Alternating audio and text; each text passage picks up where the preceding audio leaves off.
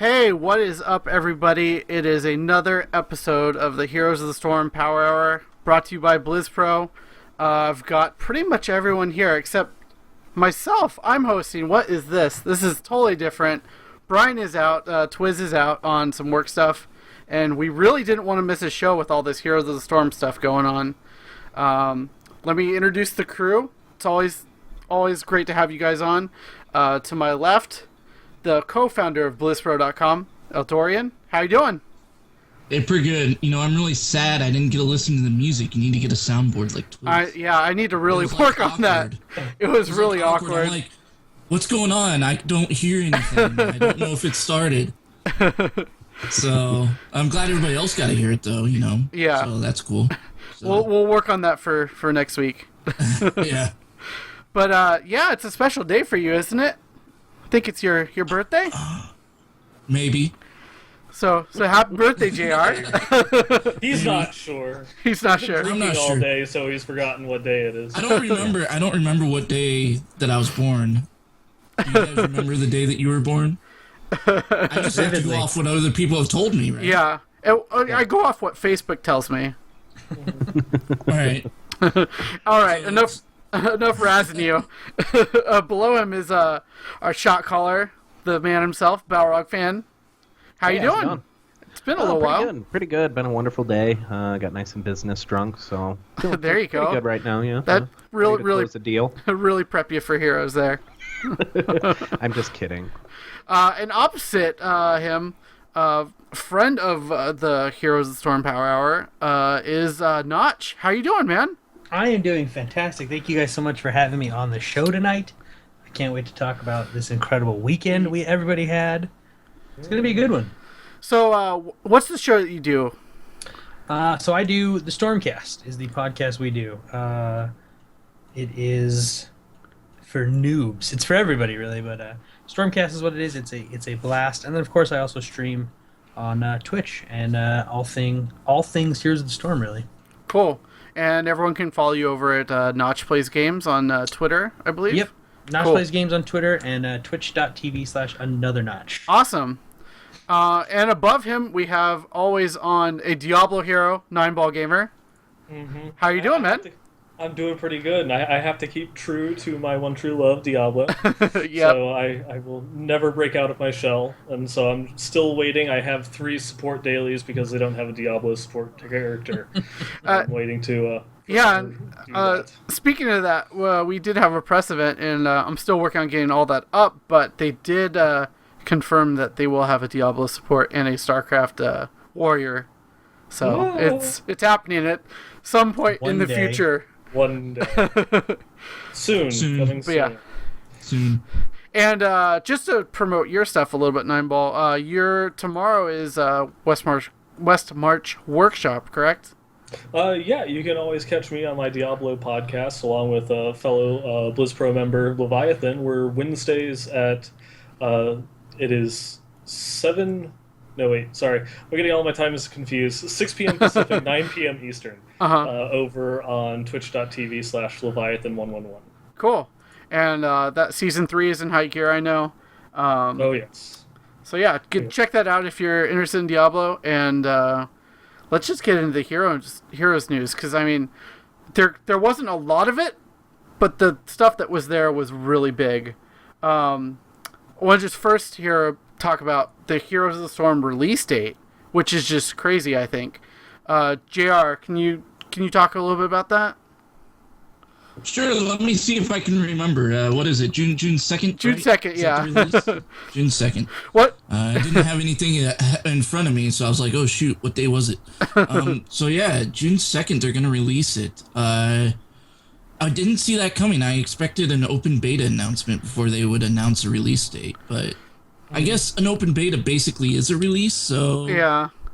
What's funny, in the post, I think they did announce an open beta release date that's like, what, 2-3 weeks away?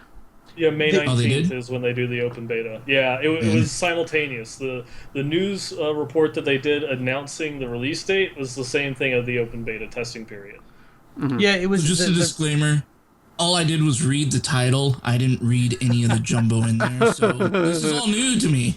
That's why it was missed, because nobody read the jumbo in there. It was like in the middle, it was buried, and it was kind of like, oh, by the way, May 19th is going to be open beta. And that was it. It was like 4 words and open beta May 19th. That was it.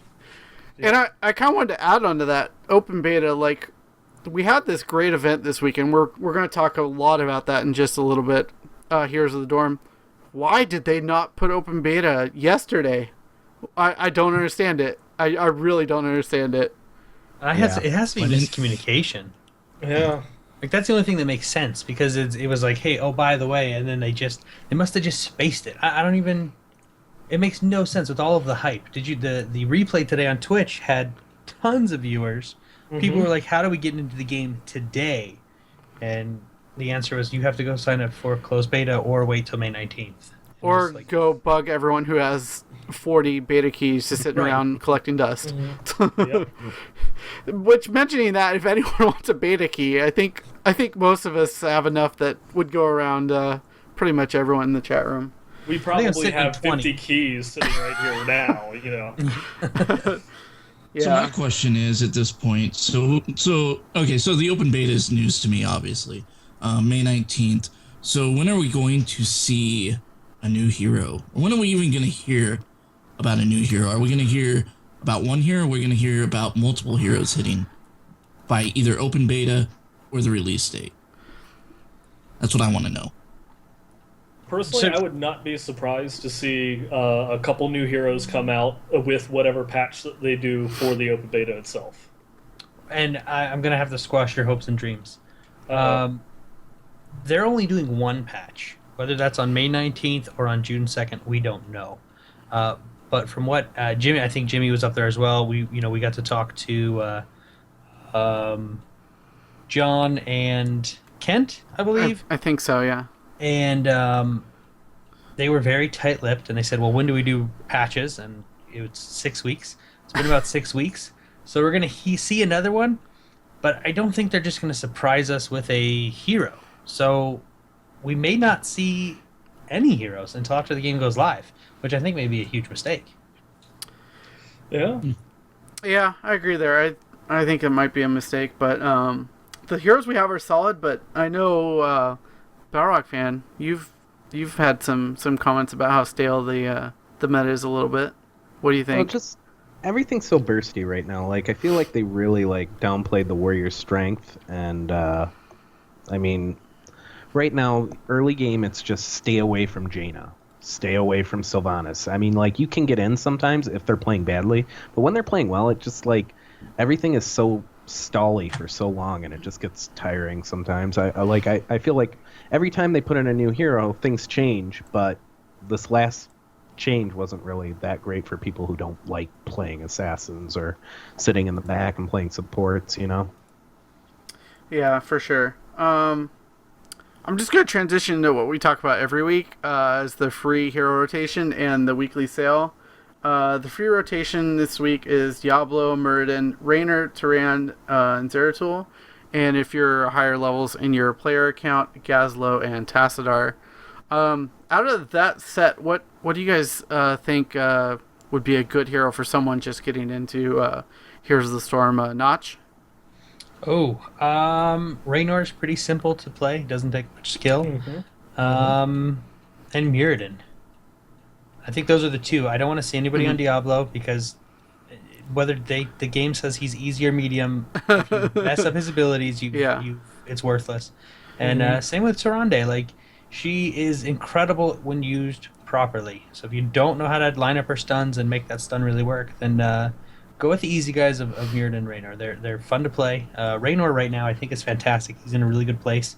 So he is really one to play. And Muradin, if you want to get that tanky and be able to deal damage and heal, then you still have that ability to tank as well. Mm-hmm. Mm-hmm.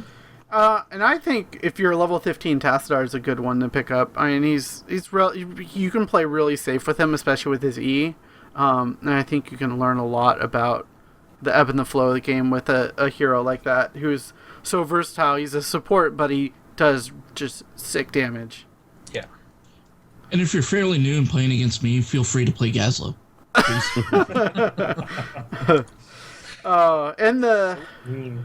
the other part of every week, the weekly sale, Sergeant Hammer skin and a Malfurion skin. And you guys gonna pick up any of these weekly sales?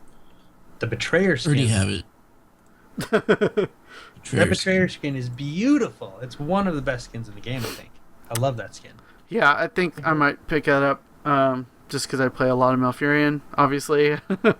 And that's really it for the weekly stuff. Let's get to the meat of this week. Heroes of the Dorm finally wrapped up on Sunday. Both Notch and I were there, and it was great to finally meet you in person, Notch. That was so awesome. Oh, God, it was such a blast. I got there, and the first thing I did was like, okay, I have to meet all of these people I've talked to on Twitter, all the people we've played with, the people we've had on Stormcast, and walked up, and you were standing there with Mick, and I was just like, yes! Hugs for everyone! Got over excited. I just started hugging people. Oh, yeah. But it was awesome. I'm so glad we got to meet, and hopefully we'll hang out some more at BlizzCon. We had that wonderful Heroes hype party, which was great. It was a great time. That was cool. Yeah. I did want to mention Eldorian put up a really great article that's kind of been going around a lot of places. I've seen Ro tweet about it, and on the Facebook Heroes group, a lot of people have been talking about it as well. You just talked about how historic this being broadcast on ESPN2 was, and how it was being broadcast not for esports fans, but for newer people, to try to bring them into the fold of esports, show them what it's like, and that it's really cool. I mean, that was fairly obvious with the UI changes that they made, right? Because they left out the whole mini-map thing, and there was a lot of people very upset. I was very upset about that, and I even, took to Twitter and even said, hey, this isn't cool that you guys aren't using the mini-map and aren't finding a way to put that into the broadcast. Because for people who enjoy this, they're not going to, it's going to be difficult for them to watch the game because there might be stuff going on elsewhere that they want to pay attention to. But it became very obvious during the broadcast for the finals, and then seeing it on Twitter and their response on Twitter, why they chose that. And it was obviously because they didn't want to put too much stuff up on the screen to confuse people, because people were already confused as it was. But by getting the best announcers in esports, Day 9, Tasteless and Artosis, and then Trixler's kind of come into his own as well. Absolutely.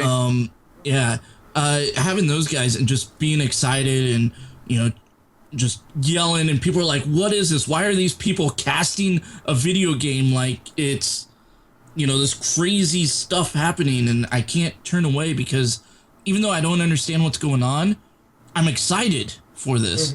And I can kind of see what they're talking about, and going ham on the core, which was the big thing.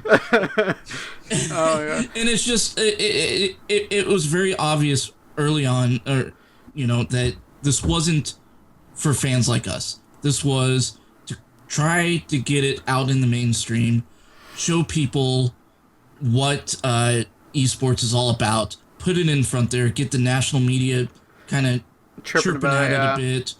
And that's how you grow esports, because you don't grow esports by people that are already interested in esports. You grow esports by putting it out there and bringing new people in. And that's the thing that frustrates me so much about what we talked about earlier about open beta not happening for 2 or 3 weeks. People are going to totally forget about this event because everyone's mind is just, it's very short now, especially with just how the pace of news of everything goes these days. I did want to point out, I'm actually a pretty big sports fan, so I watch Around the Horn, but Pablo Tori today, he won the show today, and he did a shout out to all the casters at Heroes of the Dorm. So that was just so cool to see that on mainstream sports media like that. It was just a small little bit, but it was just really cool to hear him talk about that. Which is better than what the other lovely gentleman did, calling us all basement cave nerds. Yeah. Oh god, basement dwellers. That was it.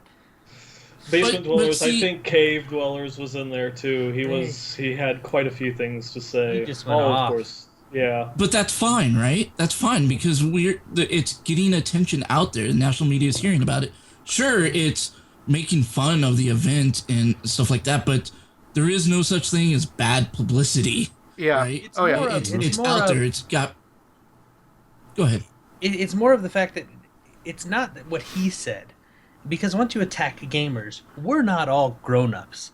A lot of us are very immature children, and some of the tweets aimed at this guy, if those are what, the publicity that people are going to look at, the stuff people are going to see are the guys calling names and attacking. So it was more of, it's the minority again that's going to come to the front. All of these haters that are like, shut up, you big jerk face. Nobody likes old people anyway. It's like, that's what we're going to see. We're not going to see. The thing is, he's got to be used to this because he's like one of the biggest trolls in sports media as it is. So, I mean, it's not really a surprise. It's just a little frustrating. And Idra had a tweet, I think, like immediately after this came out. It was pretty poignant. Let me try to bring that up. And totally wish he got cancer. No, he did not say that.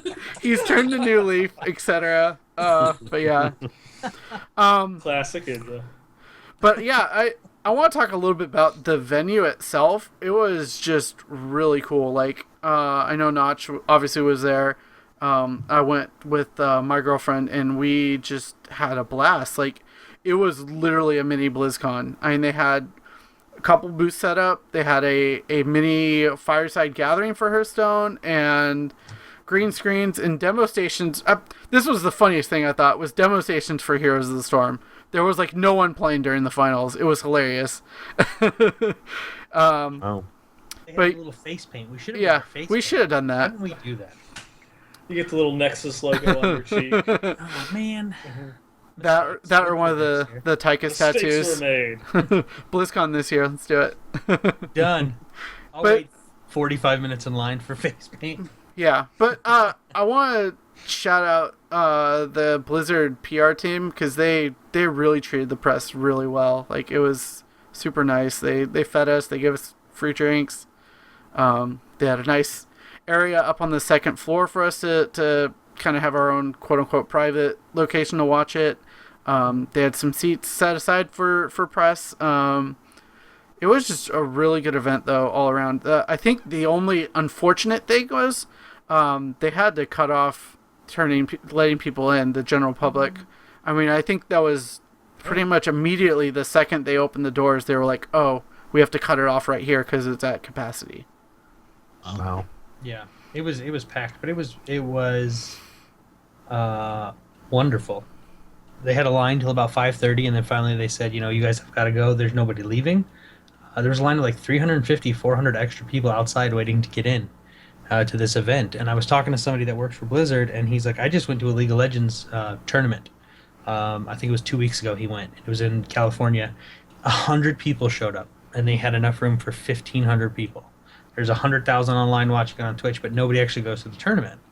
And it just shows the power of Blizzard, I think, that they put on an event, and people are going to that event no matter what it is. So it was a blast. The energy there was insane. Yeah, definitely. For you guys who stayed at home, how was the broadcast at home? Because I didn't really get to check it out. I mean, it was a little different from what we saw in the event itself. Were you able to check it out, Balrog? Actually, no. I'm one of those people who, just pays for internet, watches all their stuff. So, like, it was kind of like one of those things where I realized really quick, like, well, maybe I should be buying cable because I really wish I was watching this. Like, I actually got a phone call from a friend who's a console gamer. And he's like, hey, I know you've been doing this, and I can't turn the channel off. And I kept seeing that on Twitter, too. Like, I can't change the channel. It looked like such a wonderful event, and I've obviously watched some highlights and stuff, and the broadcast and everything looked great, but actually, like, seeing it live and how it was done, from start to finish, I actually didn't get to experience that. I'm pretty bummed. That is a bummer. And that's kind of the negative of having it on ESPN. The Twitch cops were really good about banning restreams. I know a lot of my friends who are not US-based were trying to watch it and just were not able to, which is a little frustrating, but... They did just rebroadcast it today. Like it just wrapped up like a half hour ago on restream on one of Blizzard's channels, and they'll show up on YouTube. But like it's like the Super Bowl. You're not gonna watch it the next day. You want to watch it live with your friends. Yep.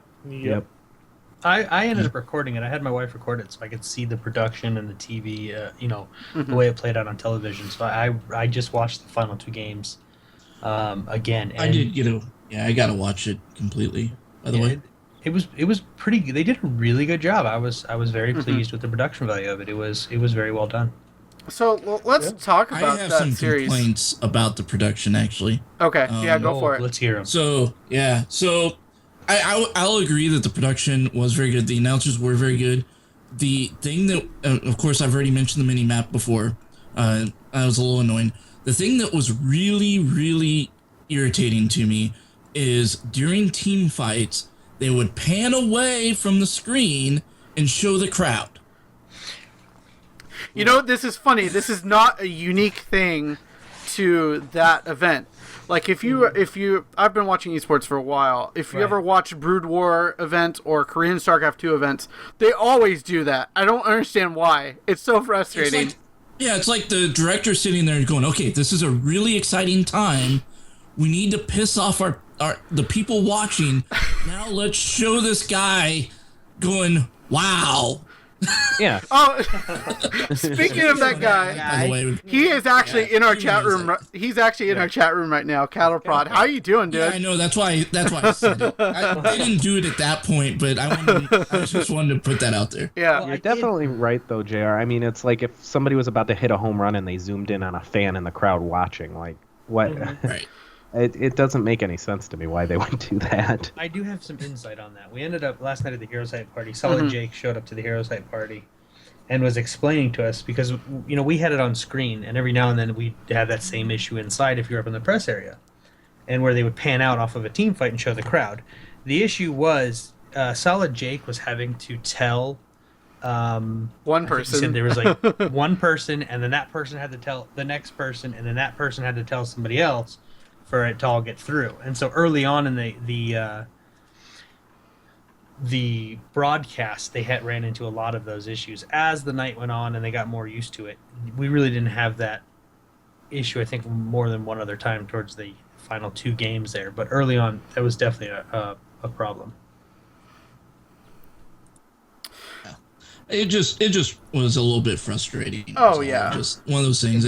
And like I said, the whole not having a mini map, and they would be showing a fight going on elsewhere, and then they're like, oh, Diablo died or whatever. And it's like Diablo's off someplace else. It's like, what was Diablo doing? I don't know, because I didn't have the goddamn mini map. Yeah, I also remember at one point during the finals there that they were talking about how there was a team fight going on it was like 3 versus 5, but then Sylvanas was off on her own taking a tower down in the bottom lane. Oh, yeah. It's just like, oh, well, thanks for mentioning it. I have no idea what's going on. One of my biggest problems with the UI besides the minimap was the death. Is just seeing who was dead. It took me, I think, maybe one whole game to realize, oh, those little white and red markers down at the bottom as if someone's dead, but you have no idea who is dead. It doesn't have any indication or saying or how long they're dead. Yeah, exactly. And that's something that they could easily add in. Make that just a little bit bigger. It's already down at the bottom of the screen, which is cut off by the UI itself. Yeah. So you might as well just make it larger, have like a little portrait of the person, and maybe some sort of countdown saying how long it is for them to respawn. Yeah, it's like we've got to find a balance. There's Heroes of the Storm, this ESPN broadcast with its super minimalistic UI and not enough information. And I've watched Riot stuff for League of Legends, and that is just a disgusting overload of information. You have literally the stat line for every single hero on both teams on display on the screen. You have all their portraits up, all their HP, mana, items, everything is up there. It's very overwhelming for anyone who's not innately familiar with League. Yeah, Rage of Hades pointed out too, it's first time production. Most of the stuff will get fixed in the future, and I feel they'll take in the community feedback of what we want and tell us to go stick it and do it more anyways, but it'll be better. I feel like, it was also kind of rushed in that regard too, because one, you're working on a game that's in beta, so you're constantly working on new stuff, bringing up new stuff, and then it's like, oh shoot, we have this big deal with ESPN, and we need to fix the UI specifically for that event. How much time do we really have to spend on this? So I can see it. Yeah, I mean, it was announced at PAX, which was, 2 months ago? And all of a sudden, we're done with it. Yeah. So, but I also wanted to go back to that Cattle Prod WoW clip. It actually showed up on at midnight last night. So, I mean, this clip is kind of perforating out into the general public a bit. It's pretty funny. Both Notch and I talked with the Cattle Prod at the Heroes Hype Party, which was awesome, by the way.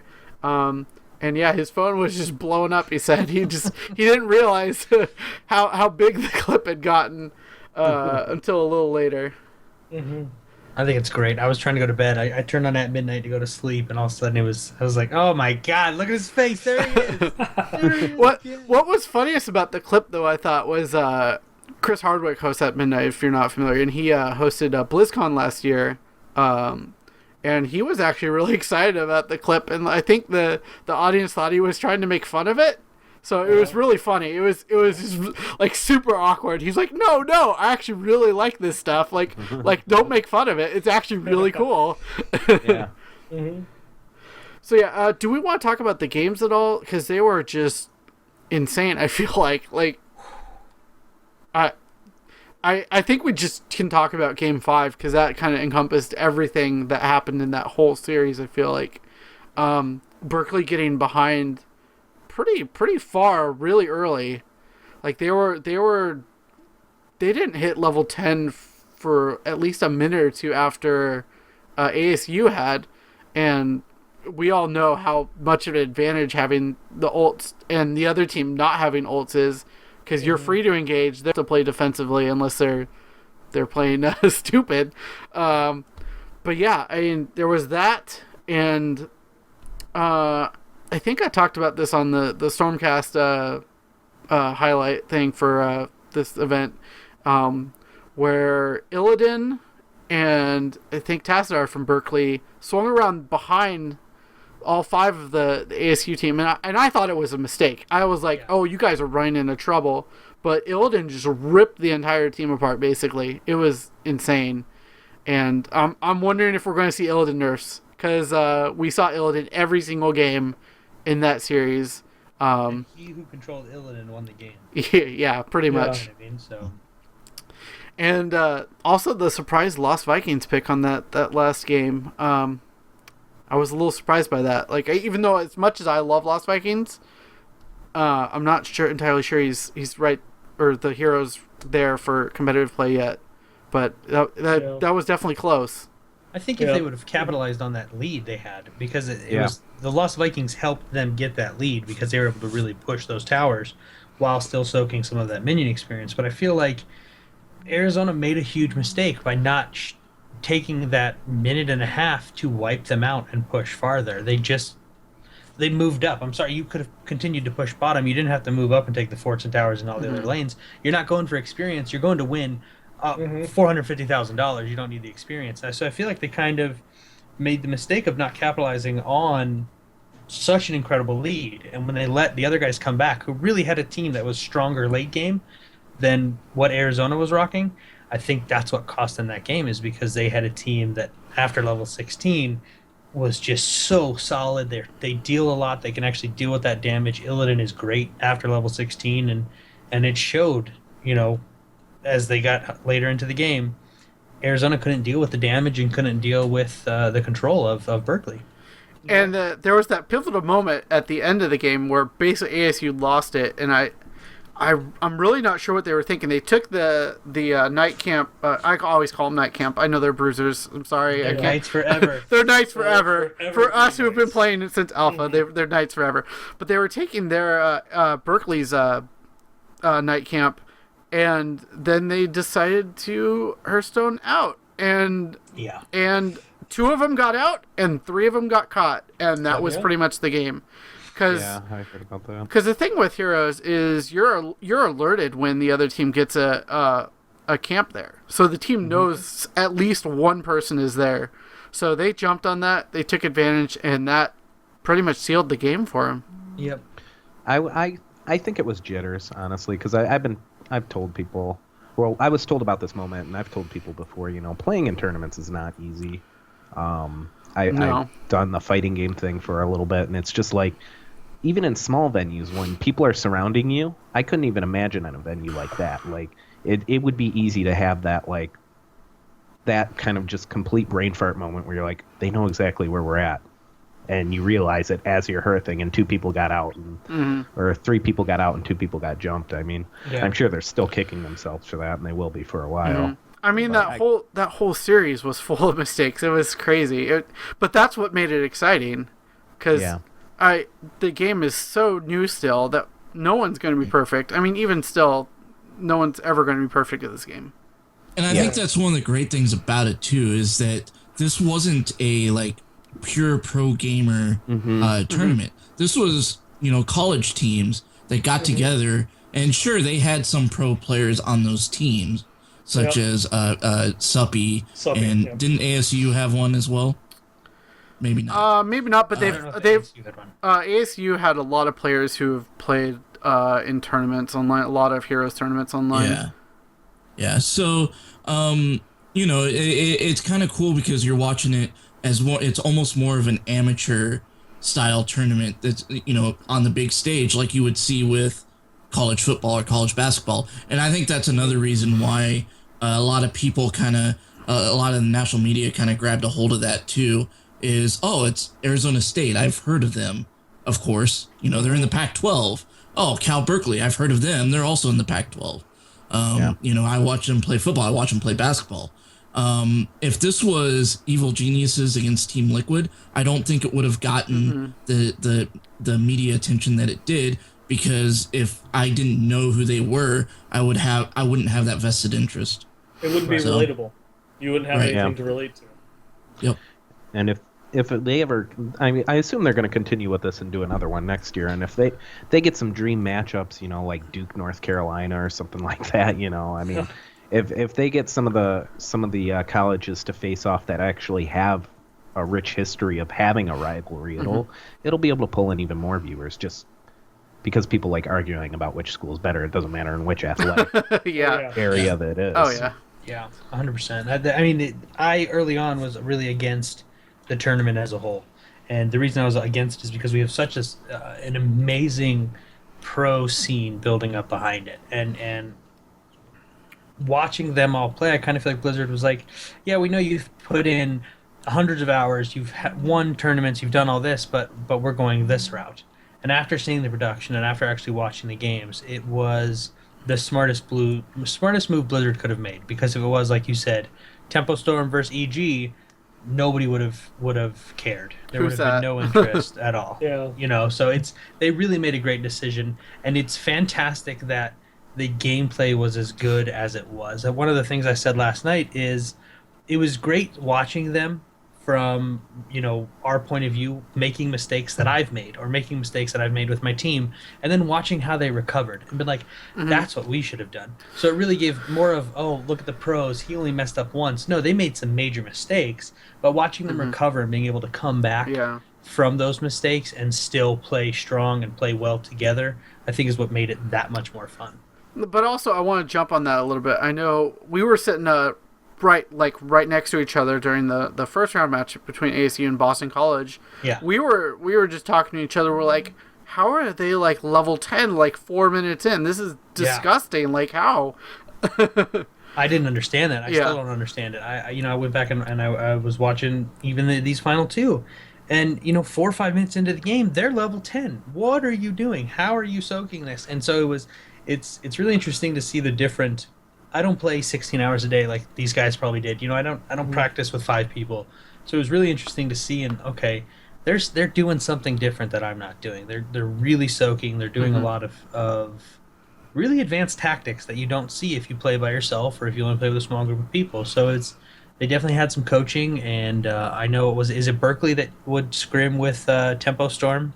I believe so. I think Berkeley would scrim with Tempo Storm. They did for like a whole week leading up to the event, and they got to learn some really cool tips and tricks for the game, and they were shown off, and it really did justice. One for the game. I think the ESPN broadcast, like we all saw with the tweets, where people were dumbfounded. What is this? What is this? And then it went from what is this to this is super fun to watch. I can't turn the channel. And so Blizzard did a good job by turning it into a collegiate event, because I talked to people, I don't even know what we're watching. I'm just rooting for Berkeley because that's where I went. All right, that's perfect then. Yeah. And we haven't even talked about this, but Berkeley won college tuition for, they say for life, but I think there's a limit to it at some point. 185,000 is what they get. But that's just incredible. I mean, that's life-changing for these guys, especially Suppy. I mean, I've obviously a personal bias because I write for EG, but just to see him be able to go to medical school and be able to pay for that is like so huge for him. He was so happy to win this tournament. Yeah, I could only imagine how much that would change your life to go in just playing something that's a hobby to you, and then suddenly your career's set. Yeah. Yeah, and I kind of wonder how much Suppy's StarCraft 2 career really helped the team as a whole, because I mean he's been on stages as big as that, if not bigger. He's torn through MLGs, beating some of the best Koreans in the world in StarCraft 2. But yeah, and the other thing is like how young all these guys are. Like it's just incredible. Like I thought Suppy was older, but I think he's only 21 or 22, and I feel like I've been seeing him play games forever, which is kind of true, but it's just incredible. And this is the way to build an esports scene, is from the ground up, building from the collegiate level. Even I know there's a high school league too as well out there, not necessarily for Heroes, but just esports in general. Right. I mean, it's really good to get those grassroots efforts built up, and it was just really exciting to see this on the collegiate level on such a big stage, and such a hype level in the crowd. Like there were many times where you couldn't even hear the casters because everyone was just going bananas. We couldn't hear them upstairs at all. Yeah. for the last two games, we could not hear it all because everybody was just freaking out. It was the energy in there was insane, and it was watching that last game, even in the press booth. I mean, we're standing up there and Blizzard execs are around, and you've got YouTube, Tazon Day and Jesse Cox, and we're all just standing there, and everybody is into it. We're slapping tables, we're spilling drinks, everybody's yelling and screaming at the monitors, and it was such an awesome experience being there and seeing the excitement. And people's like, I don't even know who these guys are playing, but it was just, you picked the team and you had rivals. I mean, upstairs where I'm yelling at people, Arizona's going to take it. Look, this is the push. And then it switches, and it was just such an awesome experience. It was very well done. Very well done. Yeah. No, I guess I want to wrap up discussion on this, and we've been talking about it forever. I know Notch and I at least could talk about this for another hour, I feel like, because it was just crazy. But I think the best part about an event like this and going in person to it is everyone there is a fan of it. They're not there just because. And you can talk to everyone about it. Like, you can just lean over to the person next to you and talk to them about it and be like, oh, that was a bad play or whatever. And then you can argue about that play or whatever for a little bit. It's totally fun. I know on the first game, I think it was Boston College picked Kerrigan, and I was sitting next to Anna Prosser, and she got super excited because Kerrigan hasn't been really picked in high-level play lately. And obviously Anna Prosser comes from a StarCraft background, and Kerrigan's one of her favorite heroes. So that was... And that's the other thing about Heroes of the Storm, this is just coming to me right now, is because it's Blizzard, everyone has their favorite heroes, their favorite universe and stuff like that, and that really creates a really, really strong connection to these certain heroes, and that's just another layer on the awesomeness of Heroes of the Storm. I mean, we could go on and on about maps and mechanics and stuff like that separate it from other MOBA style games, but we'll leave that for another show. So something I'm interested in hearing about is you said you had a press conference there, or sort of press, gotta ask some questions and stuff. And I'm curious what came out of that. I know you guys talked about, like, oh, we're gonna see a patch. You know, they confirmed Diablo support and StarCraft Warrior at some point in the future, whenever. I mean, that was pretty obvious, actually, that they would end up doing that at some point, right? But what else really stuck out to you guys on that? Some of the kind of minor things is we talked about the shop a little bit in the session I attended, and all those what do you call them? The holiday skins are all going to be coming back at some point. They're not going to be like permanently locked out forever from people, because I know my girlfriend was wanting the Lily skin. She hadn't gotten into the beta yet, so she totally missed out on the opportunity about it. And so we actually were talking to Dustin Browder outside of the event too, and he confirmed that for us. He's like, yeah, we're going to make sure that happens. I asked a couple balance stuff.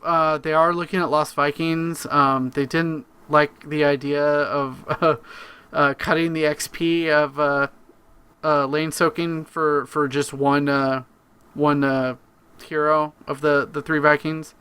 Because they were like, oh, we don't like having like special hidden rules on heroes and stuff like that, which I kind of understand. They want to make it accessible and stuff.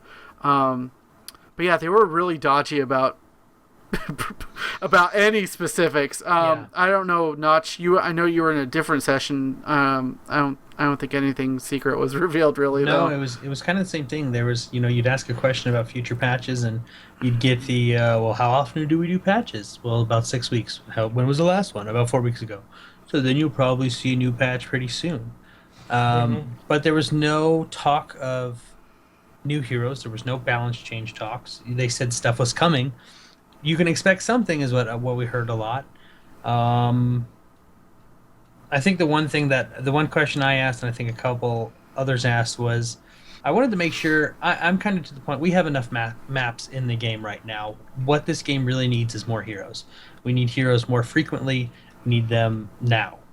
So are there two separate design teams? Is there a design team specifically for maps, and is there a team specifically for heroes? And the answer to that was yes, which is good to know. So we're not losing, because new map, map A is coming out in a couple of weeks, they're not designing this hero. So we don't have to worry about that. They're designing everything kind of at the same time. But other than that, I mean, they were very tight-lipped. It was a very Blizzard, press conference. Things are going to happen, and when they happen, you'll see it. The other thing that's pretty typical. The other small thing I kind of want to mention was Mick asked about, in that first week or two that heroes come out and everyone's like, oh my gosh, they're OP, nerf them. They were talking about they're working about 3 months ahead of what the current patch is, and so they hear all this feedback and they're like, oh, we put that in there? Oh, that was stupid, or something like that. They said something to that effect, and I thought that was kind of funny, interesting. But yeah, super tight-lipped. I asked about MMR. They're not going to be showing that. I asked about, a mistake. Yeah, I asked about map vetoes, and they're considering it, even though it might be a little difficult with the amount of people you're matchmaking with. But that might just go away in open beta with a larger pool to pull from. Yeah. I actually know one thing that really needs a fix that I ran into this weekend. No. I was in a Haunted Mines match, and we lost mines, so we go, okay, base race. We base race, their golems there.